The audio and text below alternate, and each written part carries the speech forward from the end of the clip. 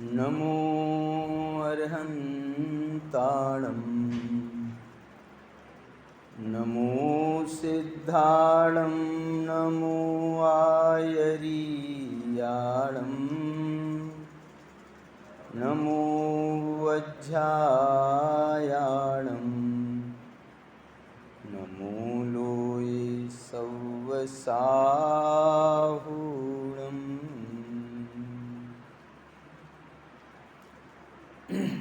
साथ में मंगलाचरण करेंगे इसका।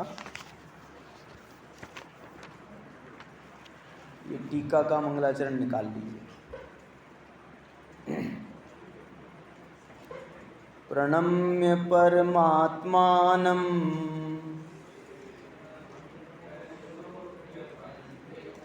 स्वाभाविक चिदानंद स्वरूपं निर्मलाव्ययम्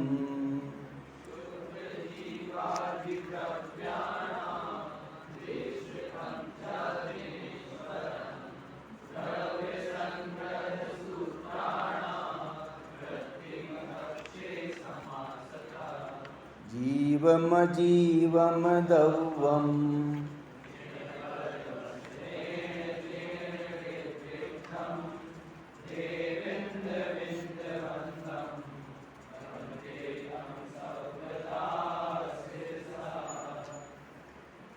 देखिए,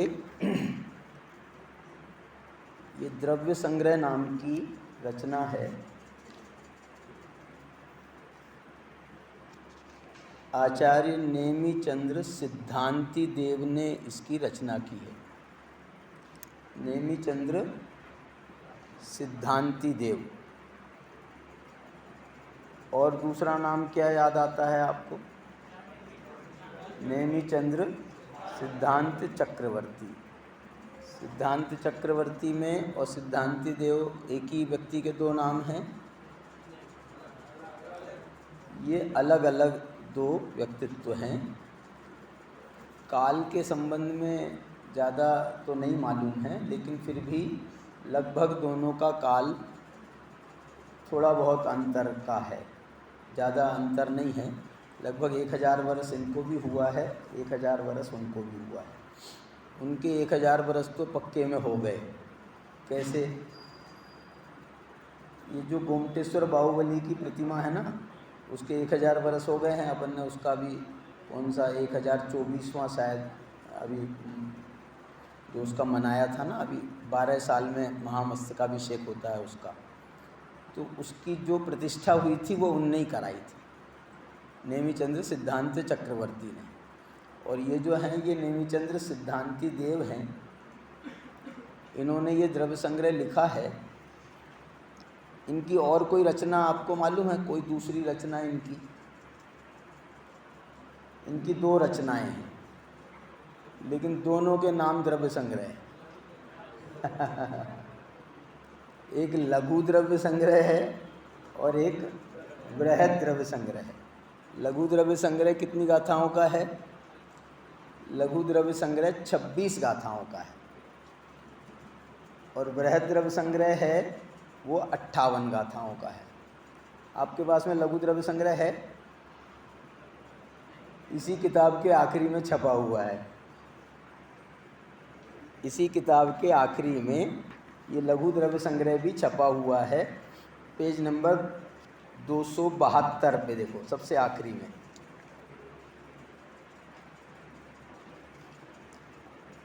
निकाला? 272 पे है। पहली गाथा पढ़ रहा हूँ मैं यहाँ पर। छद्दव्व पंचअत्थी सत्तवी तच्चाणि नवपयत्थाय भंगुप्पाय धुवत्ता नितिष्ठा जेन सोजिनो जयऊ। अच्छा, अब आप ये बताओ, दो द्रव्य संग्रह हो गए ना? तो लघु द्रव्य संग्रह और नाम क्या है? ग्रंथ का क्या नाम है? बृहद्रव्य संग्रह किसका नाम है? मैं पहले ऐसा समझता था पहले कि जो गाथाएं हैं ना, उसका नाम तो द्रव्य संग्रह है, जो गाथाएं, और जो उसकी टीका है ब्रह्मदेव सूरी की, वो टीका मिला करके बृहद्रव्य संग्रह हो गया। लेकिन वो मेरा मिथ्यात्व था जो दूर हुआ। ये जो है ना 26 गाथाओं का ये लघु द्रव्य संग्रह कहलाता है, और उसके सामने ये जो 58 गाथाओं का बड़ा है ना, बड़ा द्रव्य संग्रह, तो उसका नाम है बृहद द्रव्य संग्रह। तो इस कारण से इसके नाम गाथाओं के आधार पर पड़े। ये टीका सहित और टीका रहित की बात इसमें नहीं है, ठीक है। इसके टीकाकार कौन है? ब्रह्मदेव सूरी। ब्रह्मदेव सूरी की और कोई दूसरी रचना मालूम है आपको? ब्रह्मदेव सूरी ने मुझे ऐसा ख्याल आ रहा है, परमात्म प्रकाश की जो टीका है, परमात्म प्रकाश ग्रंथ की जो टीका है, वो ये ब्रह्मदेव सूरी की ही टीका है। तो ये ब्रह्मदेव सूरी की मुख्य 2 टीकाएं ये ज्ञात हैं, और भी उनकी रचनाएं हो सकती हैं। आप इनकी टीका पढ़ोगे ना, तो इनकी टीका में आपको थोड़ा आचार्य जयसेन की टीका का प्रभाव कहें अथवा साम्य दिखाई देगा। मैंने दोनों की जो संस्कृत है वो कठिन नहीं है, सरल संस्कृत है दोनों की। जैसी अमृतचंद्राचार्य की संस्कृत में प्रौढ़ता है, थोड़ा सा क्लिष्टता भी आ जाती है, उसके कारण साहित्य भी है। लेकिन इनकी टीका जो है बड़ी सीधी सपाट टीका है, सरल। आप जो है, आप Shastri 2nd year 3rd year में वाले हो ना बच्चे, तो आपको तो जो है बिल्कुल फ्लुएंटली ये समझ में आएगी, ठीक है। आइए अपन इसकी प्रारंभ करते हैं, और ये ग्रंथ से ही इसका प्रारंभ करते हैं अपन टीका सहित। आप लोगों में से मैं चाहता था 1-2 बच्चे यहीं आ जाओ सामने, या फिर आप माइक है या यहीं बैठ जाओ सामने, तो जो है आप लोग टीका आप लोग भी पढ़ना। हाँ, तो चलो अपन प्रारंभ करते हैं, और आप प्रारंभ करो, शुरू कर बेटा। हाँ बोलो, कौन सी? बृहद्रव्य संग्रह की टीका, परमात्म प्रकाश की टीका, एक तत्व दीपक नाम की कृति है, ज्ञान दीपक, प्रतिष्ठा तिलक, विवाह पटल और कथा कोश।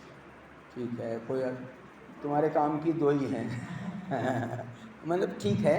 अब ये बाकी के तो नाम भी नहीं सुने हैं, लेकिन प्रतिष्ठा तिलक भी इनका है, मतलब प्रतिष्ठा तिलक ब्रह्मदेव सूरी का। हमने प्रतिष्ठा ग्रंथ पर काम किया था, मंगल प्रतिष्ठा पाठ अपना अभिनंदन जी ने तैयार किया था ना, तो उसमें एक प्रतिष्ठा तिलक तो आधुनिक भी है, कोई अपने विद्वान ने उसका संपादन किया है। चलिए, हाँ ये पढ़ो बेटा, चलो आप पढ़ो। मंगलाचरण पढ़ो भी, और उसका थोड़ा अर्थ भी बताओ। बोलो।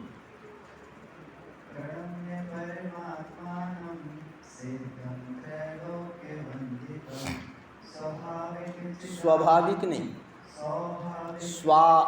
स्वाभाविक।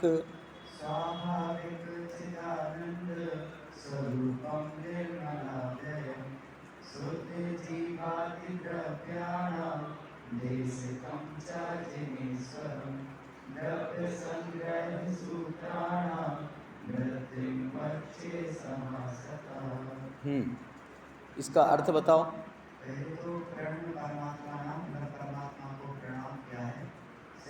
प्रणम्य नहीं, आप जो है ना उसका शाब्दिक अर्थ से चलो। प्रणम्य परमात्मानम माने किया है नहीं, अभी फुल स्टॉप नहीं हुआ, करके, परमात्मा को नमस्कार करके। हाँ आगे।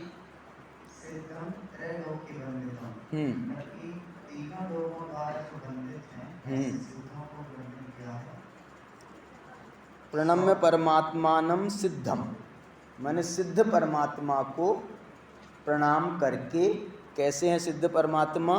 जो त्रैलोक्य के द्वारा वंदित हैं, ऐसे सिद्ध परमात्मा को। और स्वाभाविक चिदानंद स्वरूपम, एक तो स्वाभाविक है, मतलब स्वभाव से ही सिद्ध परमात्मा है, और स्वाभाविक चिदानंद स्वरूप, इससे ले ना कि जो चैतन्य स्वरूप है, आनंद स्वरूप है, तो उनको जो स्वाभाविक चैतन्य स्वरूप, स्वाभाविक आनंद है, वो जिनको प्रकट हुआ है, सिद्ध परमात्मा है ना, तो जिनको स्वाभाविक चिदानंद स्वरूप हैं और निर्मल भी हैं और अव्यय भी हैं। हाँ, व्यय रहित अविनाशी है। और कैसे हैं? आगे दूसरा बोलो, दूसरे बच्चे से दो, दूसरे बच्चे को दे दो।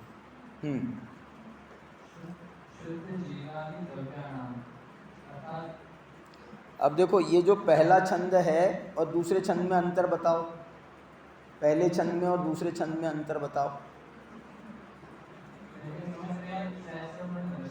हैं? थोड़ा सा और अंतर है। हाँ बोलो बेटा।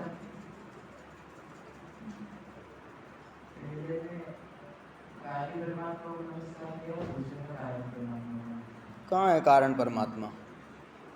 कारण परमात्मा कहाँ आ गया? दूसरी लाइन में बोल सकते हो आप, लेकिन दूसरी लाइन में भी वो बात नहीं है। तो सिद्ध परमात्मा को नमस्कार है। दूसरे में अनंत परमात्मा को नमस्कार।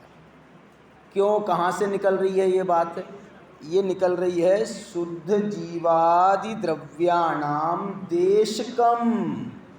देशकम माने उपदेशकम, क्योंकि जो सिद्ध भगवान है वो उपदेशक नहीं है, वो तो अपने स्वाभाविक चिदानंद स्वरूप में निर्मल हैं, अव्यय हैं, उसमें आनंद में मस्त हैं।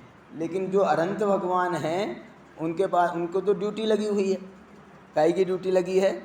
शुद्ध जीवादि द्रव्याणाम देशकम। ये देशकम शब्द बड़ा अच्छा शब्द है। उपदेश के लिए ये शॉर्ट फॉर्म है। उपदेशकम कहें अथवा देशकम। जिनेश्वरम, ये जिनेश्वर हैं, ये अनंत भगवान को यहाँ पर कहा गया। और इसके बाद में जो ये कह रहे हैं, इन दोनों को ये देखो, अब ऐसा भी ले सकते हैं इसमें, प्रणम्य परमात्मानम, ये कॉमन है। अब उसमें जो पहले सिद्ध भगवान को नमस्कार किया तो उनके विशेषण बताए, बाद में फिर जिनेश्वर को नमस्कार किया, वो प्रणम्य शब्द यहाँ भी लागू है। नमस्कार किया कैसे हैं कि शुद्ध जीवादि द्रव्याणाम देशकम, द्रव्य सूत्राणाम। अब देखो, ये इसलिए मैं कह रहा था ये अल्प विराम है। प्रणम्य, प्रणाम करके क्या करता हूँ? द्रव्य संग्रह सूत्राणाम वृत्तिम स्वच्छे समासतः। मैं द्रव्य संग्रह के सूत्रों की वृत्ति समासतः संक्षेप में वक्षे कहता हूँ। ठीक है, बोलो। हैं? वक्षे माने कहता हूँ, हैं? कहूँगा। अच्छा, कहूँगा कह रहे हो, पता नहीं। ठीक है, कहूँगा सही है, लेकिन वो दादा सुबह बता रहे थे ना, तीनों काल में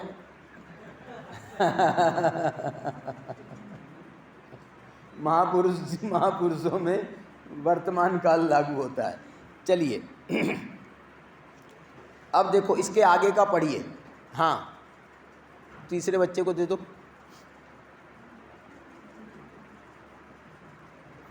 तुम लोगों की सिटिंग यही रहेगी हमेशा कि बदलेगी?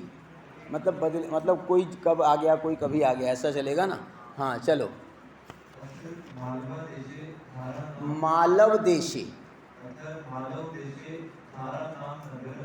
नगराधिपतिराज देवाभिदान संबंधिनः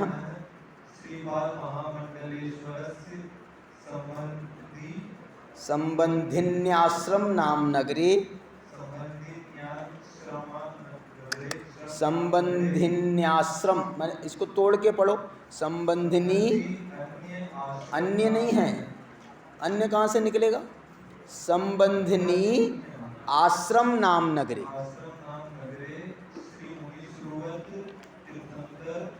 चैत्यालये। बस देखो इसमें जो है ये कौन से नगर की बात कर रहे हैं? आश्रम नाम के नगर की। आश्रम क्या है ये?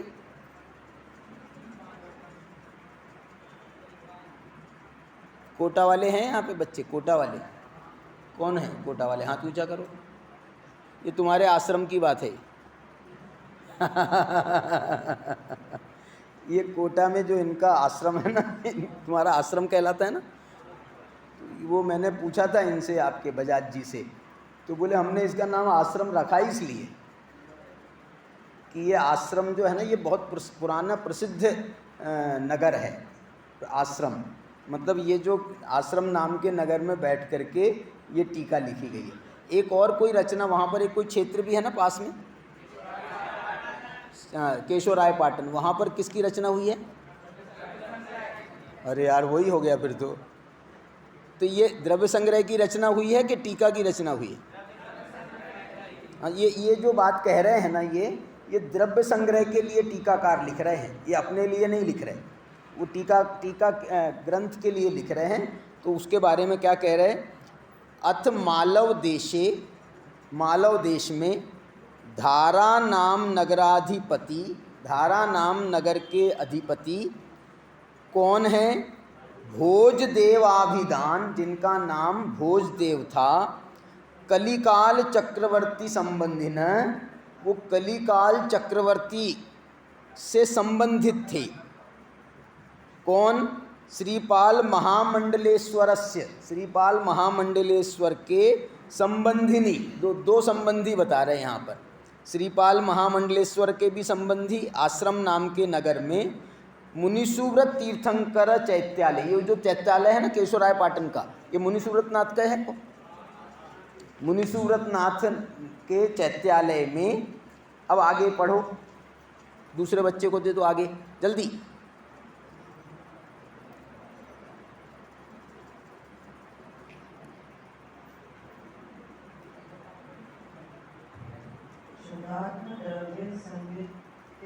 संवित्ति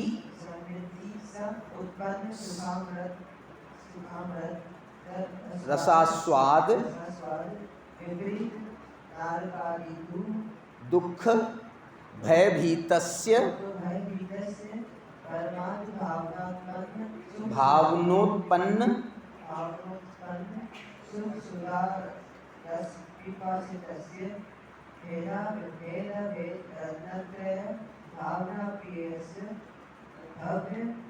भव्यवर भाण्डागाराद्यनेक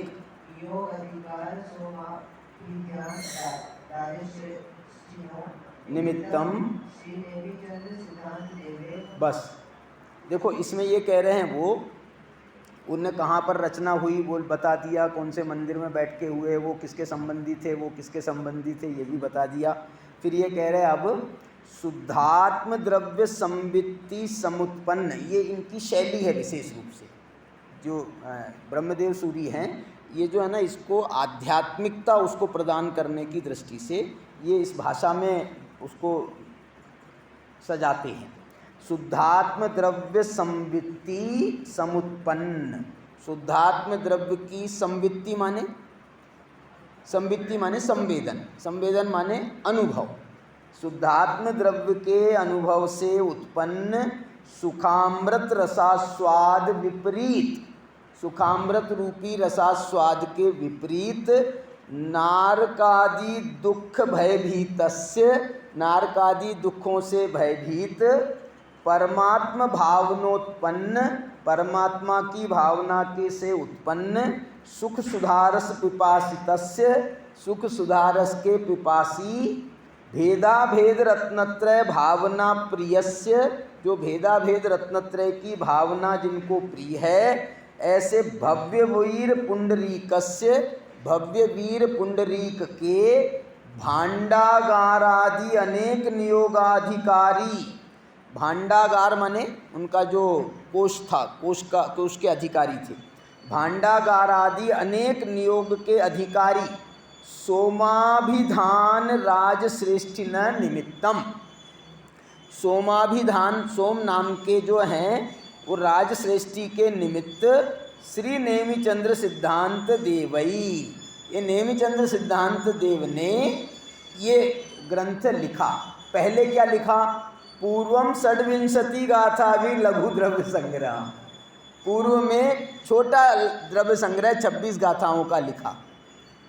कृत्वा 50 विशेष तत्व परिज्ञानार्थम विरचितस्य 50 विशेष तत्व क्या है? पश्चात, 50 नहीं, पश्चात विशेष तत्व परिज्ञानार्थम, विशेष तत्व के परिज्ञान करने के लिए विरचितस्य बृहद्रव्य संग्रहस्य अधिकार शुद्धि पूर्वकत्वेन व्याख्यावृत्ति प्रारभ्यते।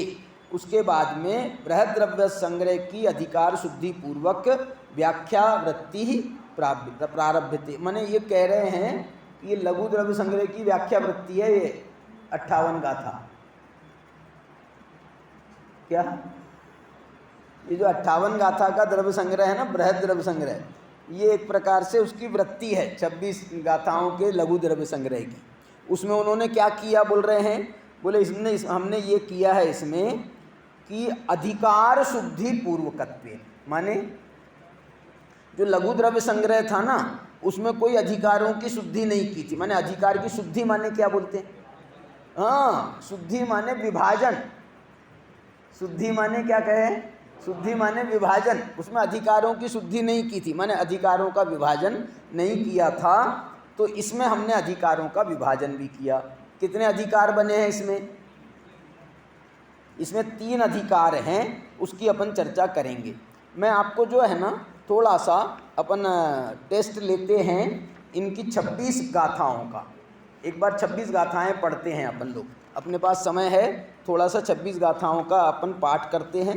थोड़ा थोड़ा बीच बीच में मैं अर्थ बताऊंगा आपको। चलिए निकालिए 26 गाथाओं का अपन पाठ करेंगे। क्रम से पढ़ना पड़ेगा या फिर अपन साथ में पढ़ते हैं? साथ में पढ़ेंगे, सब लोग पढ़ना। आवाज़ आनी चाहिए, वो उनकी क्लास डिस्टर्ब हो जाना चाहिए, बाबू भाई क्लास वालों की। हैं ठीक है, चलो फिर से छद्दव से बोलो। छद्दव पंचयत्थी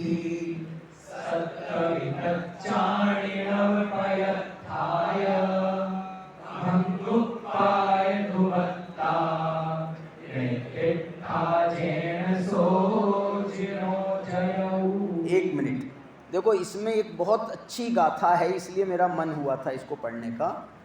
इसमें 6 द्रव्य के नाम, 5 अस्तिकाय, सप्तवी तच्चाणी, 7 तत्वों और 9 पयत्थाय, ये हमारे 4 जो है ना जैन दर्शन के बेसिक्स हैं।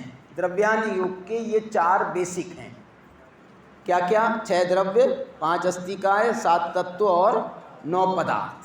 तो ये उसके पूरे के नाम लिए हैं। ऐसी एक गाथा अष्टपाहुड़ में भी आती है, उसमें भी ये कुनकुंदाचार्य ने भी इन 4 के नाम लिए। भंगुपाय धुवत्ता, क्या है ये?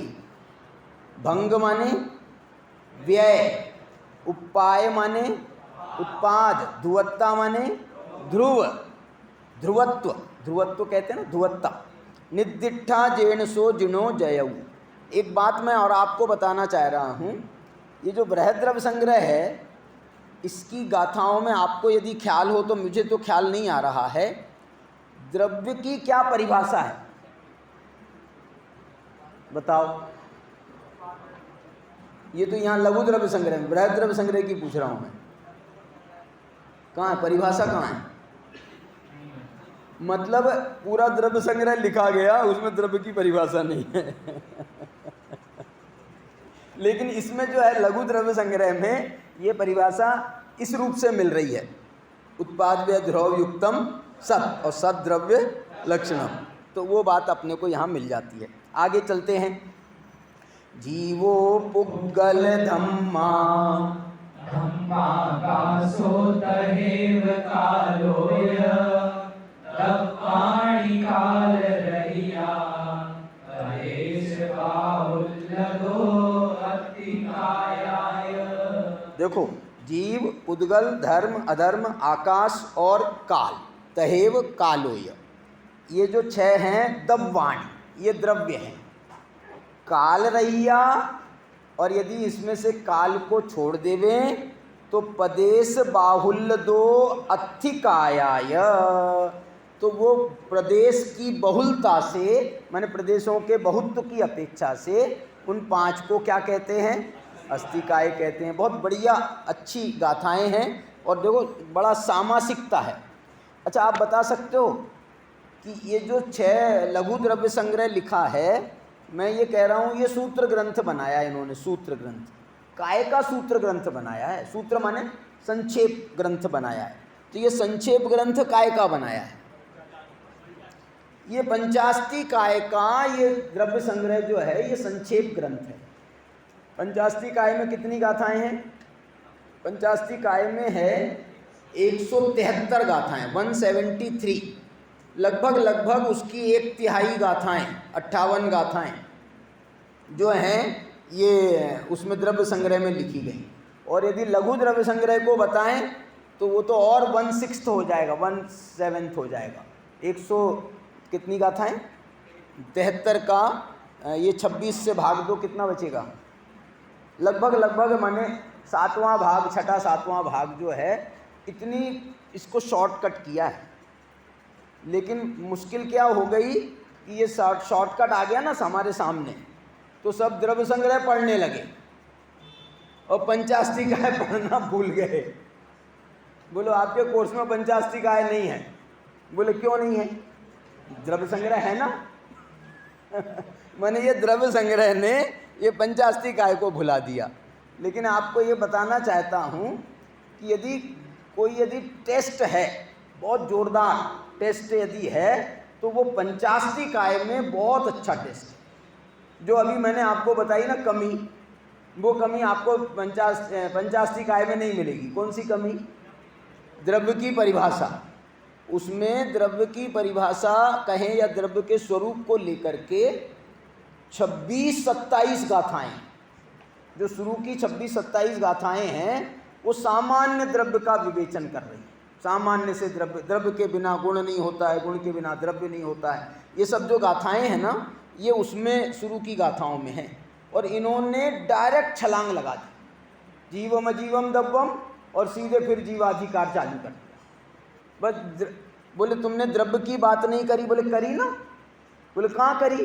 वो बताए ना, जीवम अजीवम दब्बम, जीव और अजीव 2 द्रव्य हैं, बात खत्म। जीव और अजीव 2 द्रव्य हैं, ये सामान्य द्रव्य की चर्चा हो गई।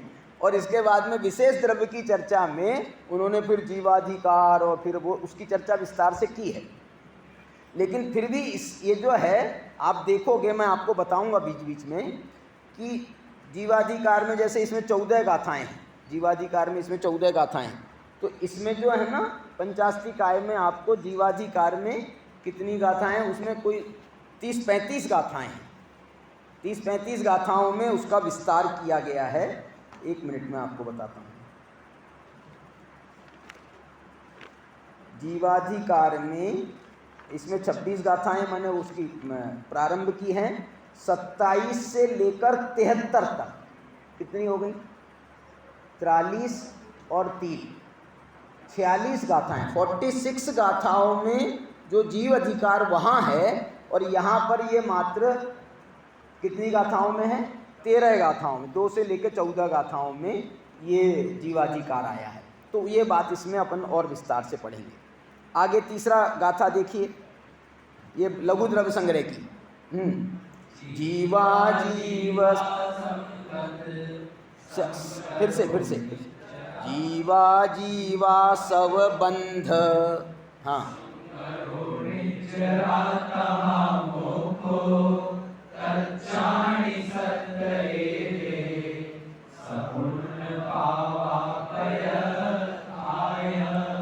देखो इसमें ऊपर 6 द्रव्यों के नाम बताए थे, उसमें काल को हटा देवें तो अस्थिकाय हो जाता है, काय के कारण से हो जाता है।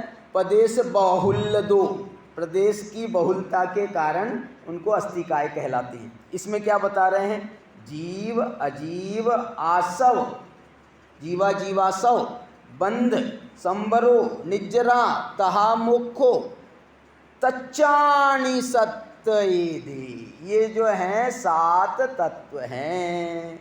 सपुण्य पावा पयत्थाय, और यदि इनको पुण्य और पाप से सहित कर दें तो ये ही पयत्थाय पदार्थ हो जाते हैं। इस प्रकार से ये तीसरी गाथा है।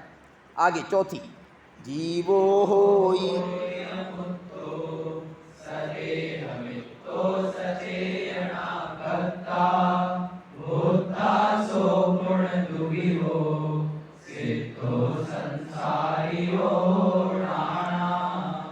जीव की चर्चा प्रारंभ कर दी। जीवो होई अमूर्तो, जीव कैसा है? अमूर्तिक है। सदेह मृत्यु, स्वदेह परिमाण है। सयेणा माने सचेतन है।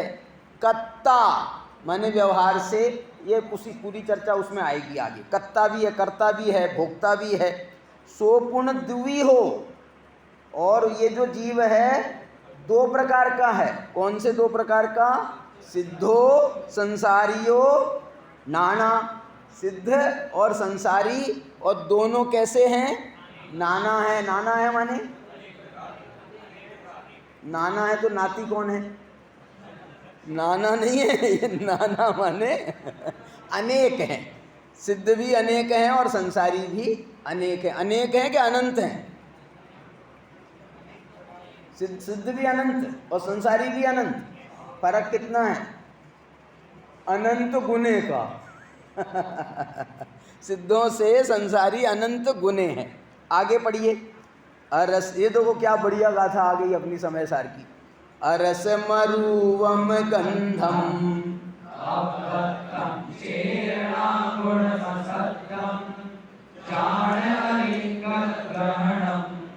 जीवमणि दिट्ठ सन। अरस है, अरूप है, अगंध है, अव्यक्त है, चेतना गुणम, चेतना गुण वाला है, असद्य है, अशब्द है, जान अलिंग ग्रहणम, उसको अलिंग ग्रहण जानो, माने तुम उसको लिंग से ग्रहण करने की कोशिश मत करो। लिंग माने इंद्रियों से, इंद्रियों के द्वारा उसको ग्रहण करने की कोशिश मत करो। क्यों?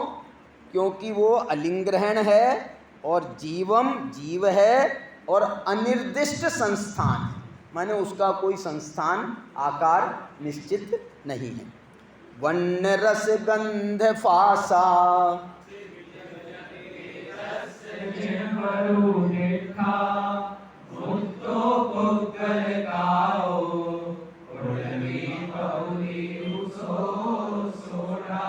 देखो ये जीव की 2 गाथाएं, एक गाथा व्यवहार वाली समझ लो और दूसरी गाथा निश्चय वाली, अरसम अरूपम गंधम।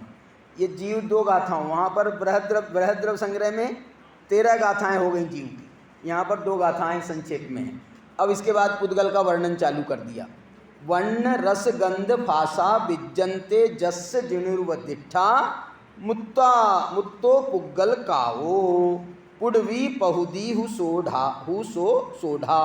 ये कह रहे हैं वर्ण रस गंध स्पर्श जिसके पाए जाते हैं, विज्जन्ते माने विद्यन्ते, जिसके होते हैं पाए जाते हैं, जिणवरुव दिष्ठा, वाह, जैसा जिनेन्द्र भगवान ने उद्दिष्ट किया है, उपदेश दिया है वैसा, और वो कैसा है? जो मूर्तिक है। पुग्गल काओ, पुग्गल काओ माने बताओ। अच्छा, पुद्गल काय माने क्या होता है? पुद्गल काय माने पुद्गल अस्ति काय, पुद्गल काय माने पुद्गलास्ति काय। इसको जो है शॉर्ट में पुद्गल काय भी कह रहे हैं क्योंकि ये है अस्ति काय। पुडवी पहुदी हु सो सोढ़ा, और पृथ्वी आदि के भेद से ये 6 प्रकार का है। सोढ़ा माने 6 प्रकार का ही हुआ ना, पृथ्वी आदि 6 प्रकार का है। कौन से पृथ्वी आदि 6 प्रकार का? वो जो 6 प्रकार है ना, कौन से? स्थूल स्थूल, स्थूल स्थूल सूक्ष्म, सूक्ष्म स्थूल, सूक्ष्म और सूक्ष्म सूक्ष्म। तो ये तो उसकी जातिगत भेद हो गए, और उदाहरण के लिए ये पृथ्वी आदि उनमें घटित हो जाएंगे। स्थूल स्थूल में पृथ्वी कहलाएगा शायद। ठीक है, आगे। गई परिणयान धम्मो, बोलो। अच्छा एक गाथा छूट गई। पुडवी जलम च छाया चौरिंद्रिय विषय कम परमाणु छब्बिल भेयम भणियम वो जो 6 प्रकार बताए ना उसके यहाँ उदाहरण दे दिए हैं। पुडवी जलम च छाया, एक पृथ्वी है, उससे सूक्ष्म जो है, उससे सूक्ष्म माने उससे कम स्थूल जल है, और जल से कम स्थूल छाया है, तो ये स्थूल सूक्ष्म में चला जाएगा। चौरिंद्रिय विषय, और जो 4 इंद्रिय का विषय है वो क्या है? सूक्ष्म। और फिर कम परमाणु, और जो कर्म कर्म और परमाणु। क्या बोला? 6 प्रकार बताओ कौन कौन से? 6 प्रकार बताओ कौन कौन से? हाथ ऊंचा करो, हाँ बोलो। नहीं, इसमें उदाहरण के साथ में बताओ। अच्छा हाँ, शाबाश। स्थूल सूक्ष्म, शाबाश। हाँ देखो, इनने कोई उदाहरण नहीं दिया। इनने कह रहे जो 4 इंद्रिय का विषय है ना वो सूक्ष्म स्थूल में वो बन जाएगा। मतलब क्या? छाया हमको दिखाई देती है, छाया हमको दिखाई देती है, और ये जो है ना जो सूक्ष्म स्थूल कहलाएगा चौथा, ये हमको दिखाई नहीं देगा लेकिन हमको समझ में आ जाएगा। जैसे हवा आती है, ये दिखाई नहीं दे रही है, लेकिन इसको 4 इंद्रिय का विषय क्यों कहा? ये तो 1 इंद्रिय का विषय बन गया है। चारों इंद्रियों के विषय जो हैं, 1 इंद्रिय, 2 इंद्रिय, 3 इंद्रिय, 4 इंद्रिय तक के विषय जो हैं वो सूक्ष्म स्थूल हो सकते हैं। और 5वां भेद कौन सा है? सूक्ष्म। वो क्या है? कर्म माने कार्मण वर्गणा। और 6ठा भेद कौन सा है? सूक्ष्म सूक्ष्म। वो एक परमाणु है ना, परमाणु जो है वो सूक्ष्म सूक्ष्म है। इस प्रकार से ये 6 भेद, 26 भेयम भणियम पुग्गल दव्वम जिनिंदेहि। आगे, गई परिणयान धम्मो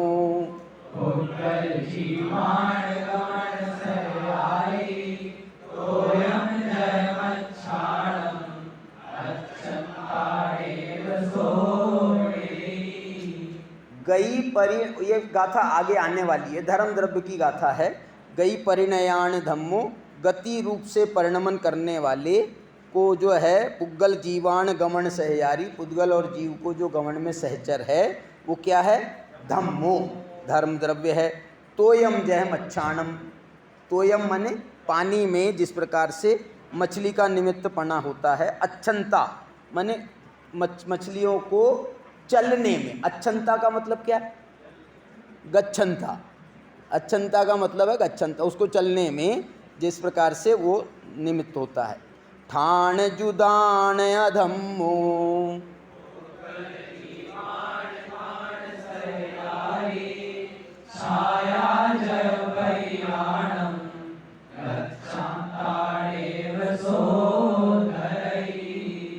ठाण जुदान अधम्मो, जो स्थान देने में निमित्त है वो अधर्म द्रव्य है।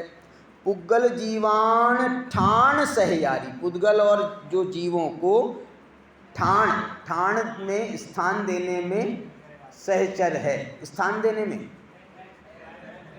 तो ये ठाण लिखा है ना, ठाण के 2 अर्थ होते हैं। जो ठहरने में सहचारी है, ठहरने में सहचारी है माने स्थान देने में, वो तो आकाश द्रव्य है। लेकिन ये ठहरने में सहचारी है माने चलते हुए को ठहरने में, माने रुकने में, रुकने में, रुकने का अर्थ भी वो होता है। लेकिन यहाँ पर जो अर्थ है इसका, जो चलता हुआ जीव रुकता है ना, उसके अर्थ में ये अधर्म द्रव्य निमित्त होता है। छाया जह पहियाणम, जिस प्रकार पथिकों को छाया होती है। गच्छन्ता नेव सो धरी, गच्छन्ता नेव सो धरी क्यों कह रहे?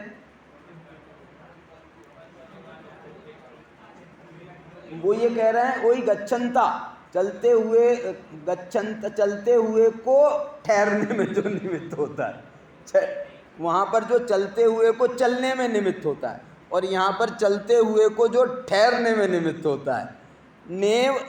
नेव सो धरी, इसका अर्थ बहुत अच्छा लिखा है। वो क्या लिखा है?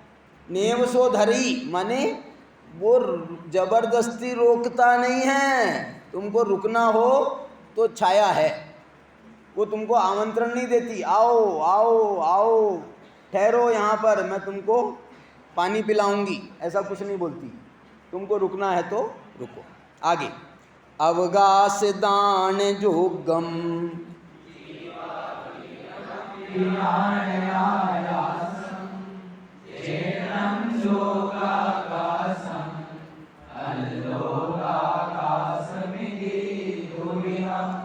अवकाश दान जोगम, जो अवकाश को, अवकाश का दान देने में योग्य है। क्या बात है, अवकाश का दान देने में योग्य है, जो सबको अवकाश प्रदान करता है। जीवादीनम, वहाँ पर ऊपर क्या लिखा था मालूम? जीवा, उग्गल जीवान, उग्गल जीवान, और यहाँ पर क्या लिख रहे? जीवादीनम, माने सभी को। वियाण आयासम, उसको आकाश जानो, वियाण माने जानो। जेन्हम लोकागासम अल्लोकागासमिति दुह्यम, और उसके लोकाकाश और अलोकाकाश, ऐसे दो भेद जानना चाहिए। आकाश कितने हैं? ये भी बताए दो भेद, भेद हैं दो, आकाश दो नहीं है। भेद का मतलब क्या हुआ? एक आकाश के हमने दो टुकड़े कर दिए, इतने भाग को लोकाकाश कहते हैं, और दूसरे भाग को, कितना अंतर है दोनों में? लोकाकाश अलोकाकाश से कितना बड़ा है? लोकाकाश अलोकाकाश से अनंत गुना बड़ा है। मैंने तो यही पूछा था। लोकाकाश अलोकाकाश से अनंतवां भाग है। वो अपने यहाँ पर एक अलवर में पंडित जी थे, क्या नाम, क्या नाम, किशन चंद जी, वो बोलते थे कि ये अलोकाकाश के सामने लोकाकाश कितना बड़ा है? टिलटिली। टिलटिली माने एक तिल के दाने के बराबर भी नहीं है वो। पूरे अलोकाकाश में यदि लोकाकाश को खोजा जाए तो ऐसा पॉइंट लगाना पड़ेगा ये, और बिल्कुल बीचों बीच आएगा। कहाँ आएगा? पूरे अलोकाकाश के बिल्कुल बीचों बीच, अलोकाकाश के, लोकाकाश जो है अलोकाकाश के बीचों बीच आएगा। और उसके बीचों बीच, उसके बीचों बीच क्या आएगा? मध्यलोक आएगा। मध्यलोक के बीचों बीच जम्बूद्वीप आएगा। और पहले जम्बूद्वीप तो लाओ। जम्बूद्वीप के बीच में, सुमेरु पर्वत के बीच में, वो 8 रुचक प्रदेश कहलाते हैं। 8 रुचक प्रदेश, वो 8 रुचक प्रदेश जो हैं वो है पूरा अलोकाकाश, आकाश का मध्य, सेंटर पॉइंट। ठीक है, चलिए अपन ने ये 10 गाथाएं लघु द्रव्य संग्रह की पढ़ी, और आगे अपनी चर्चा चालू रहेगी। अभी का समय पूरा हो गया।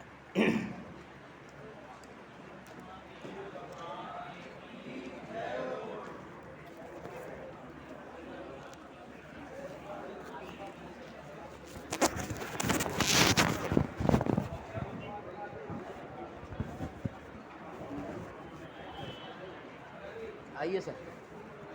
अरे यार,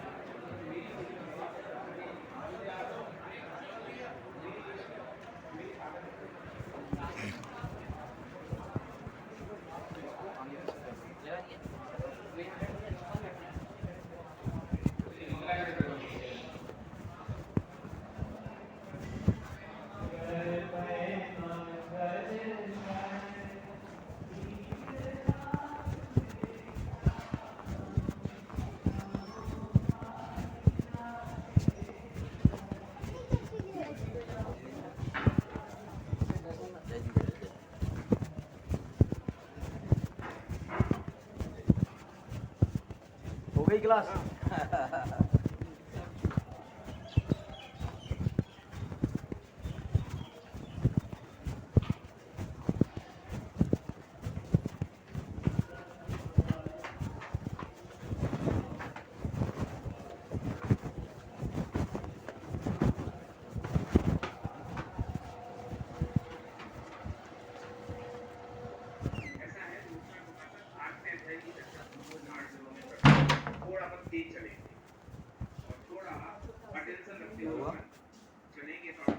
नहीं आई आवाज? मैं ग्रंथ से शब्द नहीं पढ़ पाऊंगा, मैं अपने हिसाब से अलग ढंग से आपको पढ़ाने की कोशिश करूँ।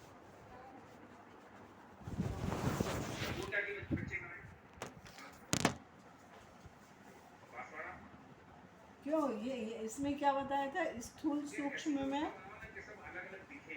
छाया, नहीं, स्थूल में छाया, स्थूल में पृथ्वी, जल है, जल टाइम, स्थूल में पृथ्वी, स्थूल में जल। जी का मौलिक प्रतिभा का सबसे बड़ा उदाहरण है। जब भी मैं और स्थूल सूक्ष्म में थोड़ा सा हाईलाइट करती हूँ कहता हूँ बताया ना, और ये बात कहता हूँ कि सूक्ष्म स्थूल बताया कि मैं कहूँ तो सूक्ष्म स्थूल में तो वो आएगा, हवा। नुकसान प्रकाशन का कौन सा अध्याय पेश किया जाए, और स्थूल सूक्ष्म में छाया। है ना? तो बोलो कौन क्या बोलेगा? ये बच्चे ने बताया था ना, क्या यही उदाहरण नहीं बताया? नहीं बताया। सबसे कॉर्नर पे क्लास सुनी तो पानी गिरा है, हाँ ना, है? चलो कुछ अच्छा तो मैंने बोल दिया इसलिए पेपर आउट हो गया। चलो आठवां क्यों?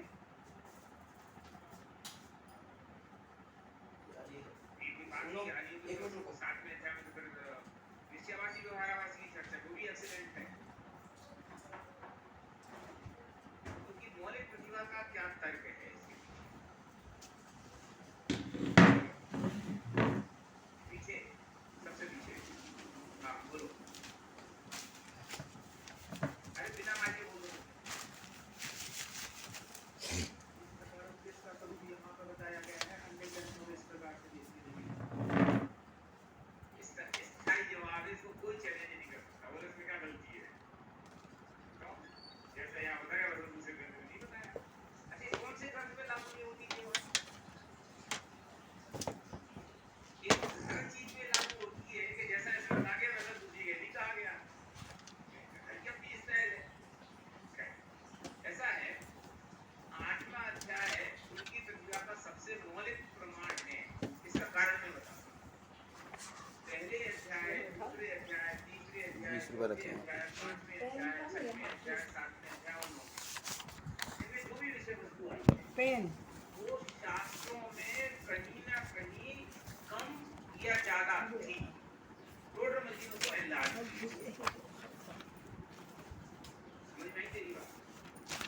पहले अध्याय में जो कहा वो शास्त्रों में है ना, टोटल मशीन को नए सिरे से देख लिया। सातवें अध्याय में जो समझो 4 प्रकार के आभास का वर्णन किया गया है वो भी शास्त्रों में कहीं ना कहीं था, बीज रूप में ही सही लेकिन था ना, टोटल मशीनों को एनलार्ज किया।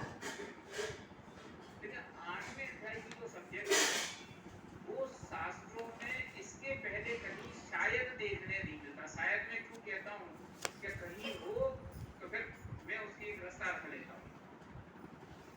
ठीक है, एक बात। दूसरी बात, एक ऐसा संवेदनशील और कठिन विषय जिसको लिखना आसान नहीं होता। लाइट जला दो यहाँ की। क्यों? आप जिनवाणी के संदर्भ में आप लिख रहे हो, अच्छा तुम बड़े होशियार आचार्य लिख गए हो, तुम हमें समझा रहे हो।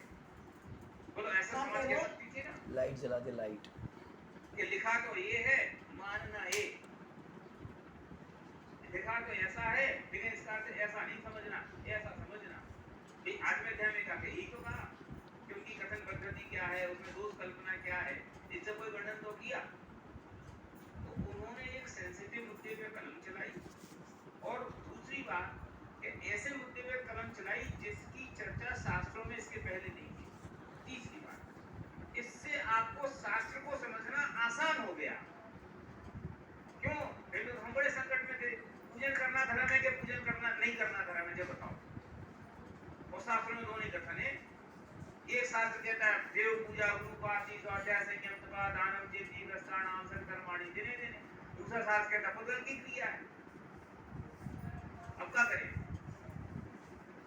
अरे ये तो शास्त्र में कह रहा हूं, एक ही आचार है, एक जगह कुछ कहते हैं और दूसरी जगह कुछ कहते हैं, तो क्या करूं? कौन सी बात को सही मान लूं, कौन सी बात को गलत? कथन तो आचार्य का है, तो बैलेंस क्या आया कि भैया जहां जिस अपेक्षा से कथन किया गया है उस कथन की अपेक्षा से उसको समझना योग्य है। आसान हो गई ना? इसलिए जो भी स्वाध्यायी लोग हैं, मैं बार बार इस बात को कहता हूँ कि जो भी स्वाध्याय शुरू करना चाह रहे हैं या शुरू कर रहे हैं, उनको एक बार 8वां अध्याय बहुत शांति से सारी समस्याएं दूर हो जाएंगी।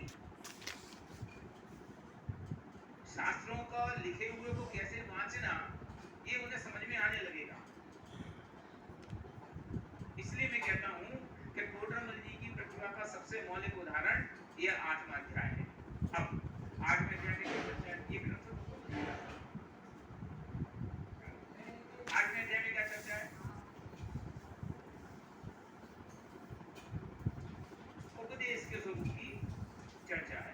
इसमें टोडरमल जी के 2 वाक्य हैं जिसको आपको अपने ग्रंथ में हाईलाइट करना चाहिए कि मिथ्या दृष्टि जीवों को मोक्ष मार्ग का उपदेश देकर उपकार करना उत्तम उपकार है। Point to be noted.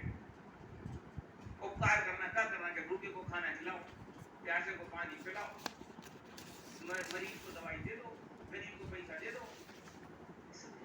में सवेरे खिलाओगे शाम को फिर भूखा खड़ा। भाई आज दवाई दे दी तो कल बीमार नहीं होगा, इसकी क्या गारंटी है? इन सब दानों की कोई वैल्यू नहीं है। इन सब उपकार, कोई को दर्द हो रहा तो तुमने दवा दिया, बहुत उपकार किया, भैया व्यक्ति करी, अरे उससे क्या होगा, कल फिर दर्द चालू। तो असली उपकार क्या है? मोक्ष मार्ग का उपदेश देना उत्तम उपकार है। बोलो किसके दिमाग में बात घुसती है? सबको तो उपकार करना चाहिए। तो उपकार करने के नाम पे क्या लिखता है? सहायता करनी चाहिए। क्या सहायता करनी चाहिए? खाने की व्यवस्था करनी चाहिए, रहने की व्यवस्था करनी चाहिए, और कपड़ों की व्यवस्था। यही दिखता है उपकार के नाम पे। क्या तो पढ़ाई की व्यवस्था कर देनी चाहिए। पहली बात। दूसरी बात जो हमें और तुम्हें बड़े अक्षरों में पढ़ा के अपने दिमाग के सामने रखनी चाहिए, क्या कि तीर्थंकर गणधर भी यही उपकार करते हैं। ये कोई छोटी मोटी बात नहीं है। समुद्र में जाओ तो हे भगवान तुम्हारे शरण में आए, तो वे भगवान क्या करते हैं कि बेटा बैठो, तुम्हें बता के सुखी होने का उपाय। ठीक करते हैं ना?